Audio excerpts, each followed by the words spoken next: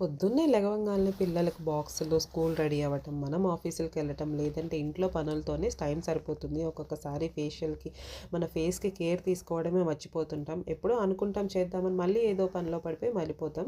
ఈరోజైతే నేను పొద్దున్నే ఎటువంటి హడావిడి లేకుండా సింపుల్ ట్రిక్‌తో ఒక ఫేషియల్‌కి రెమెడీ అయితే చూపిస్తున్నాను. ఇదైతే నాకు చాలా హెల్ప్‌ఫుల్ అవుతుంది. మనం పొద్దున్నే పాలు కాగబెట్టుకుంటాం కదా! కాఫీకి కానీ పిల్లలకి పాలిస్తాం. ఆ పాలు కాగబెట్టిన తర్వాత గిన్నెలో అడుగున మీగడ ఉంటుంది కదా! అది తీసుకొని నేను ఫేషియల్కి అప్లై చేస్తున్నాను.